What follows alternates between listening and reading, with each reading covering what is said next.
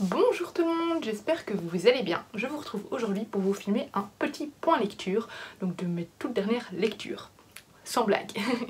Alors, on va commencer avec La Belle Italienne de Lucinda Riley, qui était donc ma dernière lecture pour la croisière littéraire au féminin. Je vous en ai déjà un petit peu parlé dans mon bilan de la croisière littéraire au féminin. Je vais vous en parler un petit peu plus en détail ici. Donc ce roman nous amène en Italie.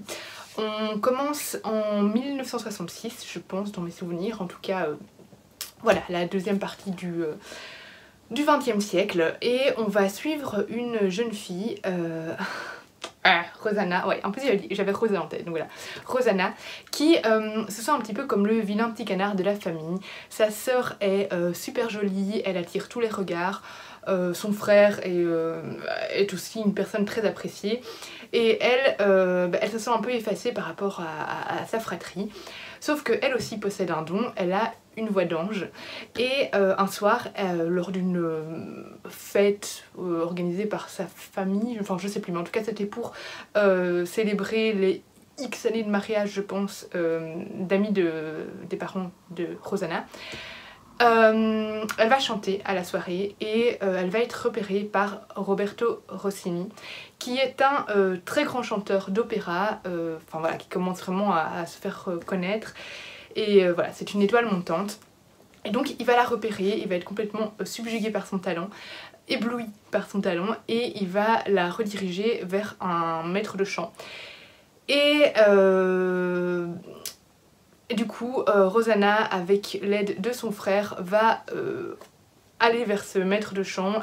Ils vont cacher tout ça aux parents, et elle va suivre des cours de chant auprès de cette personne, qui va ensuite la diriger vers une grande école d'opéra, enfin de chant, mais c'est surtout une école d'opéra, je crois que c'est à Milan. Et voilà, du coup, on va suivre sa carrière montante. Ses parents, au début, elle va tout leur cacher parce que, en fait, ils détiennent une pizzeria, c'est une pizzeria familiale. La famille, c'est la famille italienne, c'est très important. On doit s'entraider au sein de cet établissement familial, on doit travailler dans cet établissement familial, etc. Et du coup, leur avenir semble être cantonné à cet endroit. Et du coup, ils n'osent pas trop en parler aux parents parce qu'ils ont peur tout simplement de recevoir une réponse négative. Donc voilà. On va suivre donc sa montée dans ce domaine du chant, de l'opéra, et sa rencontre avec, enfin son histoire d'amour avec un homme. Je vous dis pas le nom parce que je veux pas trop vous spoiler, même si c'est pas, enfin on le sait depuis le début, mais bon bref. Donc c'est une histoire d'amour extrêmement toxique, qui va extrêmement vite aussi, avec un homme coureur de jupons qui est extrêmement égoïste. C'est un homme mais détestable tout au long du roman. J'avais envie de prendre mon livre et de l'assommer avec tellement il m'énervait. C'est le mec le plus insupportable au monde, mais vraiment le plus insupportable au monde. Le gars où t'attends qu'une seule chose, c'est qu'il traverse et qu'il se fasse écraser par un bus, mais elle va tomber amoureuse de lui alors que à la base elle ne le supportait pas, enfin en fait elle l'admirait beaucoup, mais elle s'était toujours dit qu'elle n'aurait jamais elle ne tomberait jamais sous son charme parce que justement c'est un mec détestable, coureur du jupon, égoïste, enfant gâté, etc. Voilà. Et puis finalement, du jour au lendemain, paf, elle tombe amoureuse de lui, paf, ils vont se marier. Enfin voilà, c'est le genre de truc qui m'a fait extrêmement peur quand j'en suis arrivée à ce moment-là dans le roman, parce que c'est le cliché de ah tout d'un coup on est amoureux, ah tout d'un coup on se marie, ah l'histoire d'amour parfaite, voilà, et la fille qui s'efface complètement, etc. Et j'avais extrêmement peur de ce vers quoi Lucinda Riley nous emmenait. Et finalement j'ai été très agréablement surprise par son traitement de cette histoire d'amour. Donc voilà, au final j'ai bien aimé le roman. Très cliché malgré tout, c'est un roman avec beaucoup de clichés sur l'Italie, sur l'amour, sur voilà, c'est pas le roman le plus intelligent au niveau de l'histoire, mais j'ai quand même été embarquée, j'ai quand même pas mal apprécié, j'ai bien aimé comment elle a justement géré l'histoire d'amour de Rosanna. Voilà, j'ai trouvé finalement l'histoire assez jolie, même si les personnages m'ont agacée à de nombreuses reprises. Les deux personnages principaux, j'avais vraiment beaucoup de mal avec eux. Il y a des petits secrets de famille également dans cette histoire. Voilà, il y a une petite intrigue qui nous tient en haleine, c'est pas non plus un thriller, hein, mais voilà. J'ai trouvé ça ça m'a fait voyager, c'est tout ce qui compte. J'ai voyagé en Italie, alors j'ai plus ressenti un voyage dans ce monde de chant, d'opéra italien surtout, bien qu'on est aussi fortement en Angleterre. J'ai moins ressenti l'Italie. J'ai ressenti l'Italie par les personnages au début, mais une fois que Rosanna n'est plus en Italie, ça part complètement et on en oublie même qu'elle est italienne, je trouve. Voilà, j'ai vraiment été emportée dans cet univers d'opéra, ça m'a fait découvrir de nouvelles choses. C'est pas le livre où on apprend le plus de choses non plus sur ce monde-là. Pour ceux qui sont fans d'opéra, ça ne vous apportera rien. Mais personnellement, moi j'ai beaucoup aimé suivre cette pression qu'il y a sur les chanteurs, suivre l'évolution de Rosanna, et voilà, suivre tout simplement sa famille. Donc au final, c'est une assez chouette histoire. J'ai également lu Et dans le cœur un incendie de Elodie Chan, Chan, je ne sais pas comment on dit, que j'ai lu dans le cadre du week-end à 1000, le dernier week-end à 1000 du mois d'août, de l'été tout simplement. C'est un roman qui fait énormément penser aux livres de Sarah Crossan dans le sens où ils sont écrits en vers libre. Alors ici, c'est la même poésie. Il y a des passages en vers libre, ce n'est pas que du vers libre. Dans les romans de Sarah Crossan, on n'a que du vers libre. Ici, ce n'est pas le cas. On a des passages en vers libre, on a des passages romancés, mais des passages romancés de manière très poétique. C'est pas une manière de parler de tous les jours, c'est vraiment tourné de manière assez poétique. On a des passages un peu plus modernes avec l'insertion de SMS, des petites insertions YouTube aussi, je crois, je ne me souviens plus, mais il me semble que oui. Voilà, oui, c'est ça. Et ici, je vois qu'il y a... à un moment, il y avait un truc... Oui, voilà, enfin, en fait, il y a des petites insertions de trucs Facebook, enfin, de discussions Facebook, YouTube, on parle juste de vidéos YouTube, mais on voit pas de... Il n'y a pas d'encadré YouTube, quoi. Mais voilà, bref, très moderne, dans lequel on va suivre deux ados. Alors, on a... J'allais dire les personnages d'un autre roman, rien à voir, j'allais dire Céleste et Ezra, c'est pour le 3e exode. On a Isadora. Isadora qui est une gamine qui n'arrête pas de changer d'école parce que sa mère est assez instable depuis que le père d'Isadora est décédé. Et elle enchaîne les relations amoureuses et à chaque fois qu'elle a une nouvelle relation amoureuse, il change de ville et donc il change d'école. Enfin, Isadora change d'école. Ce qui la dérange pas mal. Isadora c'est vraiment une fille en pleine crise d'adolescence, vraiment c'est une boule de feu. C'est vraiment une adolescente, on ne sait pas trop comment la prendre tellement elle est énergique, elle est énervée, elle est en colère, elle est toujours sur la défensive, mais personnellement j'ai adoré ce personnage. Et en fait lors de son premier jour, lors du jour de la rentrée, elle va aller fumer dans les toilettes des garçons et elle va s'énerver parce que dans les toilettes des garçons, dans la toilette à côté, il va y avoir un bruit alors qu'elle est en train de fumer tranquillement sa clope et elle va ouvrir la porte et en fait elle va voir, j'ai oublié son nom, Tristan. Elle va surprendre Tristan, un nœud de cravate autour du cou en train d'essayer de se suicider. Et la réaction d'Isadora n'est pas du tout la réaction que tout le monde aurait, hein. C'est alors elle va l'aider évidemment et puis elle va l'engueuler et s'énerver sur lui. Et de là en fait va naître une espèce de relation bizarre entre deux. C'est une espèce de relation amicale, mais avec Isadora qui essaye de défendre Tristan qui subit du harcèlement à l'école. Et qui est tout le temps sur la défensive, mais du coup c'est vraiment cette petite personne, cette espèce de garde du corps qui le défend tout le temps. Et ils vont apprendre à se connaître petit à petit. Tristan qui est très effacé, qui est un adolescent vraiment qui essaye de se cacher, vraiment qui essaye de se faire le plus petit possible. Et Isadora, elle qui est, voilà, qui dit tout ce qu'elle pense, qui n'a peur de rien, qui est combative, qui n'hésite pas à se battre. Et du coup on a cette espèce de choc entre les deux et ben va naître entre eux une très jolie amitié. Et ça donne une très belle histoire, une histoire d'amour naissante que j'ai trouvé vraiment très belle. J'ai beaucoup aimé ce court roman. Je l'ai trouvé vraiment très touchant.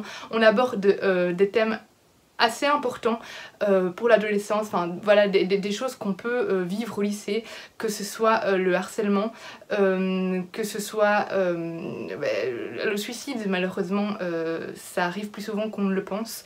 On va suivre vraiment ces deux jeunes qui sont des anti-héros, qui sont des adolescents abîmés, brisés. Isadora, elle a une relation très difficile avec sa maman, elle lui parle pas, et il y a beaucoup de non-dits, et elle ne supporte pas son nouveau beau-père parce qu'il se passe des choses, voilà. Je vous en dirai pas plus, mais c'était une très belle histoire. J'ai beaucoup aimé la plume d'Elodie Chan qui est vraiment... c'était vraiment une très belle plume. J'ai beaucoup aimé le ton de l'histoire et voilà, c'est vraiment un très chouette roman jeunesse que je conseille fortement. J'ai lu le tant attendu nouveau roman de Jérôme Loubry, Les Sœurs de Montmort. Je ne sais pas si c'est mon préféré, je pense que pour le moment, je pense qu'il est devenu. Il a détrôné les deux autres que j'ai lus, deux autres que j'ai lus de Jérôme Loubry. Parce que je l'ai trouvé tout simplement génial. Donc je les ai pas encore tous lus, les romans de Jérôme Loubry. J'ai lu Les Refuges et celui qui se passe à Haïti, mais je ne me souviens plus du titre. Et du coup là c'est le troisième que je découvre de cet auteur. Alors à force, vu que c'est mon troisième livre de l'auteur, je commence à comprendre comment il fonctionne, la mécanique de ces bouquins, et du coup j'ai très facilement deviné ce qui se passait dans ce roman là, ce qui ne m'a absolument pas dérangé. Mais c'est vrai que assez rapidement je me suis dit à mon avis ça, à mon avis ça, à mon avis ça. J'avais raison sur ces points là. Néanmoins il y a plusieurs choses que j'avais pas devinées, que ce soit, en fait c'est le pourquoi et le comment que je n'avais pas deviné, parce que j'avais soupçonné quelque chose, au final c'était pas ça.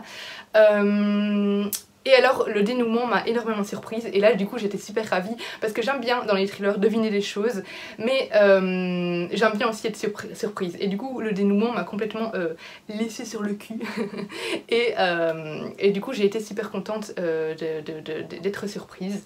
Alors ici on va suivre un jeune policier qui s'appelle Julien Perrault, qui va se rendre dans un village complètement abandonné, complètement perdu dans les montagnes, pour reprendre des fonctions de chef de police dans un tout petit commissariat où il y a genre juste 2 policiers et une personne qui s'occupe de la centrale, qui fait un peu le secrétariat central, etc.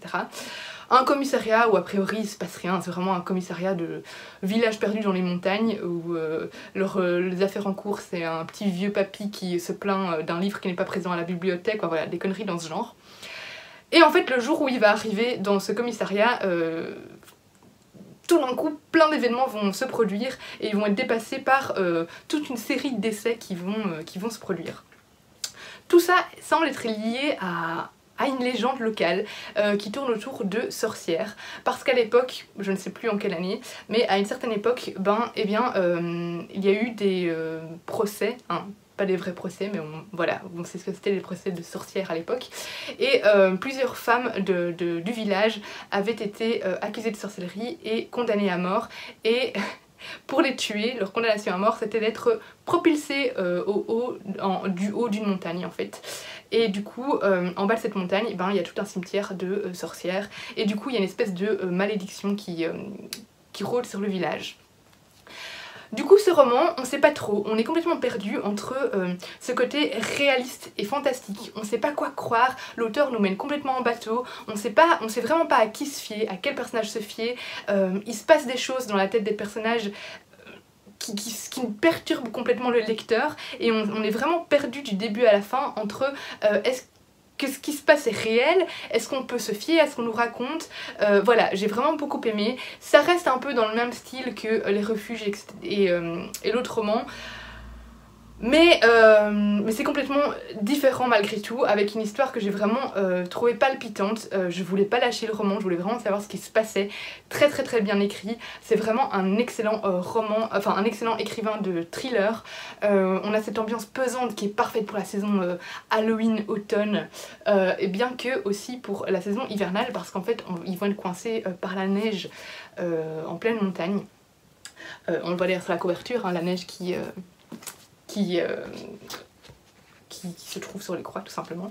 Voilà, j'ai trouvé vraiment que c'était un thriller extrêmement bien ficelé, très intelligent, voilà, tout est bien travaillé, tout est bien pensé, rien n'est laissé de côté, et voilà, j'ai rien à en dire de plus à part que c'était excellent. J'ai lu Bon baiser de Limone d'Edo Brenes. C'est une BD que je me souvenais pas avoir demandé à Casterman, du coup je savais pas trop si j'avais envie de la lire ou pas. Finalement je me suis lancée dedans parce que c'était aussi beaucoup de pages de gagner pour le week-end d'Amil, et au final j'ai beaucoup aimé. C'est Edo Brenes, c'est un auteur costaricain, hein, je pense, oui, un artiste costaricien, qui écrit et qui dessine des histoires, voilà. Et du coup en fait ce roman graphique-ci, pardon, nous emmène au Costa Rica. On va y suivre un jeune homme qui va retourner au Costa Rica le temps de petites vacances, et en fait il y va aussi pour travailler parce qu'il aimerait bien parler de l'histoire de sa famille. Il sait pas trop encore comment, sous forme de livre, sous forme de film, voilà, il sait pas trop, mais il aimerait bien retranscrire l'histoire de sa famille, la passer aux autres, et du coup il va aller interroger chaque membre de sa famille encore vivant. Et il va se rendre compte en fait qu'il y a des secrets aussi cachés, voilà, il va apprendre petit à petit des petites choses. Du coup on va suivre divers personnages, voilà, tous les membres de sa famille, mais c'est une grande famille. Parfois j'étais perdue. Alors on a des arbres généalogiques, ici on a un arbre, je crois que c'est l'arbre de la famille de la maman du personnage principal, et là on a celui de son papa. Et moi personnellement je déteste aller retourner voir les arbres généalogiques ou les personnages, vous savez quand il y a dans les romans les listes de personnages au début, ça me coupe dans ma lecture et je déteste devoir interrompre ma lecture pour aller me souvenir de qui est qui, c'est quelque chose qui m'embête beaucoup. Moi j'aime bien que tout soit fluide et ne pas être interrompu. Du coup je me suis un petit peu perdue dans les personnages, mais finalement au bout d'un moment, au début ça m'énervait et après je me suis complètement laissée embarquer et je me suis dit c'est pas grave, ce qui compte c'est l'histoire, ce qui se passe, si tu ne sais pas plus exactement qui est qui, c'est rien. L'important c'est vraiment cette histoire familiale, ce retour dans le passé, cette découverte du Costa Rica de l'époque, du XXe siècle. C'est pas dans ce genre de dans ce roman graphique là que vous allez apprendre énormément de choses sur le Costa Rica. Il n'y a pas beaucoup de faits historiques, c'est juste une plongée voilà, dans le Costa Rica de l'époque, mais dans le quotidien du Costa Rica tout simplement. J'ai trouvé ça très chouette, très prenant, voilà, une chouette petite histoire familiale. Une chouette petite découverte qui fait voyager. J'ai beaucoup aimé les illustrations. En fait j'ai beaucoup aimé la palette de couleurs choisies parce que ce sont des couleurs très pastel. On est énormément dans le bleu. Il y a un peu par moments du vert qui viennent réveiller un peu réveiller les pages, mais sinon c'est très pâle, c'est très bleu, très pâle, bleu, rose, mais du coup ça fait énormément penser, enfin ça fait vraiment penser à des espèces de vieilles photos, de vieilles images qui restent du passé, et j'ai trouvé vraiment ça très chouette. J'ai aimé découvrir l'histoire de cette famille et voilà, je trouve que c'est un ouvrage d'une grande qualité, donc n'hésitez pas à foncer le découvrir. Et enfin, j'ai fini hier soir Les ombres de l'innocence de Coraline Croquet, qui est un livre du Pumpkin que je lis dans le cadre du Pumpkin Autumn Challenge. J'ai bien aimé. Alors dans cette histoire là j'ai été complètement surprise parce que le résumé nous vend quelque chose et au final c'est très différent de ce à quoi je m'attendais. Le résumé nous vend en fait l'histoire d'un homme qui va se faire kidnapper, ce qui va se passer, hein, il va se faire kidnapper par des personnes, et il était seul chez lui avec sa fillette de 18 mois qui dormait dans son lit. Et en fait au moment de se faire kidnapper et tout, il va surtout penser à cette petite fille qui va rester seule chez lui et ça va l'inquiéter, il va se dire ah mince elle va rester toute seule, elle va se réveiller, elle va rien comprendre. Donc voilà, ça c'est ce qu'on nous vend. Sauf qu'en fait ce qu'on nous dit pas c'est qu'il y a un troisième personnage très important, enfin un deuxième personnage parce que bon la fillette, un deuxième personnage très important qui rentre dans l'histoire et qui en fait prend limite plus de place que cet homme qu'on va suivre. Je vous le dis parce que c'est dès le début et je trouve ça un peu bizarre qu'ils aient pas mis ça dans le résumé. Ah bah si, ils en parlent en fait. C'est juste que je l'avais pas retenu, mais ils en parlent dans le résumé. Donc en fait il va atteindre une maison, il va se faire agresser, il va se faire battre à mort, il va avoir un coup de couteau et il va être abandonné, laissé pour mort dans les bois, et il va réussir à se relever et à ramper jusqu'à une maison où il va demander de l'aide, et dès qu'il va arriver dans cette maison il va dire à cette femme qui vit seule, vraiment complètement isolée, il va lui demander qu'elle l'aide aussi pour sauver sa fille. Et au moment où il dit ça, elle était sur le point d'appeler les secours et puis elle va raccrocher. Et tout va prendre un autre tournant. Finalement, elle ne va plus tellement l'aider. Voilà, c'était un livre super bien écrit. Ne vous fiez pas à la note du livre addict. En fait, on n'est que 4 à avoir voté sur livre addict.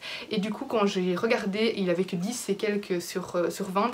Mais en fait, il y a une personne qui a noté et qui a mis une très mauvaise note, qui a complètement diminué la note de tout le monde, parce que j'ai vu, c'est le seul commentaire qu'il y avait, une personne qui l'a détesté. Moi personnellement j'ai beaucoup aimé, je lui ai mis 16 sur 20. C'est un roman, je sais pas si c'est le premier roman de l'autrice, c'est une autrice belge. Il a été finaliste du prix Fintro, donc c'est un prix, il me semble, du thriller, le roman policier, roman noir, etc. En Belgique. Donc voilà, en fait c'est un roman très sombre, très noir, très lugubre. Vraiment les romans à la Barbara Abel, ça m'a fait pas mal penser à Derrière la haine ou je ne sais pas de Barbara Abel, avec des personnages très... très malsain. Vraiment c'est le genre de roman où on est choqué par le comportement des personnages qui sont complètement perturbés et voilà, ça me fait penser aussi un peu à Stephen King. Alors c'est pas du tout du niveau de Stephen King, on est d'accord, mais dans le sens où Stephen King aime montrer le côté sombre de l'homme, le côté malsain de l'homme, exploiter des personnages complètement dérangés, et ici on a clairement ça dans ce roman là. Emily, c'est une personne extrêmement triste, extrêmement perturbée, extrêmement malade. Elle a eu une enfance très difficile, il lui est arrivé des choses horribles dans son enfance, on nous le dit dès le début aussi, qui sont liées à la pédophilie. Du coup, si vous ne supportez pas la pédophilie, ne foncez pas dans ce roman, ne lisez pas ce roman, parce que je trouve que les scènes sont quand même décrites assez... de manière assez dérangeante et assez... on va dans les détails, sans aller dans les détails, mais quand même on nous donne pas mal d'informations. Du coup c'est une jeune femme à qui on pardonne au final ce qu'elle fait. En fait on la déteste, mais elle nous fait pitié en même temps, parce que quand on sait tout ce qu'elle a vécu, c'est juste un personnage extrêmement triste. Et du coup le côté psychologique de ce roman est très intéressant. Voilà, j'ai beaucoup aimé comment tout était amené. C'est un roman avec des personnages complètement imparfaits, chacun a des choses à se reprocher. Voilà, c'est un roman vraiment, vraiment perturbant. J'ai bien aimé comment tout a été amené, ça prend son temps, on nous installe petit à petit, il y a plein de rebondissements malgré tout, donc on ne s'ennuie pas. J'ai trouvé ça vraiment excellent, donc je vous le conseille, sauf si de nouveau, voilà, c'est très sombre, c'est très dur à lire, donc si vous n'êtes pas dans un bon mood, ne lisez pas ce roman. Si vous n'avez pas envie de lire des trucs... Enfin, personne n'a envie de lire des trucs sur la pédophilie, mais bon voilà, c'est quelque chose vraiment qui peut vous déranger, ne lisez pas non plus. Mais autrement, excellent thriller que je conseille fortement. C'est la Laura du futur qui coupe cette vidéo. J'ai oublié de vous parler d'un roman et je viens d'enlever toute ma pile sur laquelle mon téléphone tenait, du coup ben voilà, ça fera un petit... une petite coupure pas du tout bien cadrée. J'ai oublié de vous parler de Meurtre et séduction de MC Beaton. MC Beaton qui est l'autrice d'Agatha Raisin. C'est un cozy murder plutôt sympa, pas exceptionnel, pas incroyable, que j'ai lu dans le cadre du Happy Fall, voilà, qui est organisé sur Instagram, de Cecilia Cherry Blossom. Et en fait ici on est en pleine Angleterre. Est-ce que c'est l'époque victorienne? Je ne sais plus pas, je ne sais plus, je suis perdue. Bref, c'est un peu l'époque à Downton Abbey, etc. L'Angleterre vraiment très... où l'étiquette est très importante, très basée sur les classes, etc. Sur la préséance, enfin voilà, vous voyez le type de roman. C'est un petit peu un mélange entre Downton Abbey et un peu un roman à la Agatha Christie. C'est pas du niveau de Agatha Christie du tout, mais voilà, comme ça vous imaginez un petit peu. En fait on va suivre... Ah, j'ai du mal. Rose, bah oui, c'est Rose. Rose, qui est une jeune femme de la haute société, fille de comte, qui doit... Enfin, c'est sa saison, elle doit rencontrer un mari, enfin, se trouver un mari, et elle va rejoindre les suffragettes, c'est très mal vu. Voilà, à l'époque, je crois que du coup on est dans le début du XXe siècle. C'est très mal vu à l'époque parce que voilà, la place de la femme n'était pas du tout... Enfin, surtout dans la haute société, l'étiquette est très importante, l'image est très importante, et du coup qu'une fille de la haute société rejoigne les suffragettes était très mal vue par ses parents. Elle va en plus entrer dans une relation avec un homme, et au final elle va se rendre compte que cet homme voulait juste...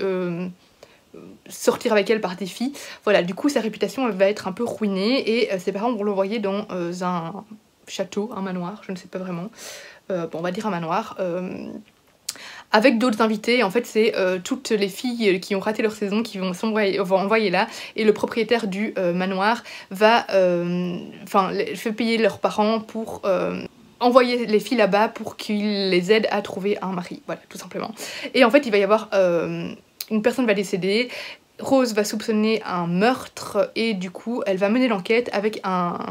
C'est pas un policier, on va dire un espèce de détective privé qui ne travaille pas officiellement comme détective privé, mais c'est un homme de la haute société également qui était dans l'armée, qui ne l'est plus, qui est un peu déchu parce qu'il veut pas trop s'intégrer à la haute société non plus, et il est engagé à gauche à droite pour résoudre des petits problèmes de la haute société, des problèmes que ces personnes ne veulent pas voir être dévoilés au grand jour, et qui, enfin voilà, du coup, il va par exemple régler des menaces de personnes qui se font menacer par des personnes malveillantes parce qu'elles se sont mises dans des mauvaises situations, etc. Bref, voilà.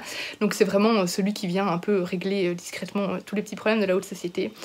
Et il a réglé un problème de Lady Rose, et du coup voilà, il va se retrouver dans ce manoir également, sauf que Lady Rose l'apprécie pas beaucoup, lui n'apprécie pas Lady Rose non plus. Bon, on se doute un peu de ce qui va se passer dans les prochains tomes, hein, mais voilà.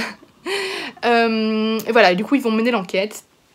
C'est un roman du coup qui se base énormément sur l'étiquette, voilà, c'est assez cliché, hein, on est vraiment dans cette Angleterre avec tous les préjugés sur les femmes à l'époque, sur le peuple, voilà, c'est très exagéré quand même, mais j'ai bien aimé, ça s'est laissé lire tout seul. Je ne sais pas si je lirai la suite, c'était pas non plus incroyable, c'est pas non plus hyper bien écrit, mais voilà, ça se laissait lire.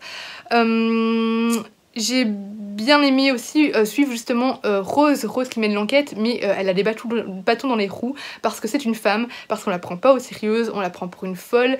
Voilà, les femmes, ben elles avaient pas trop leur mot à dire, donc une femme mène l'enquête, ça passait encore moins.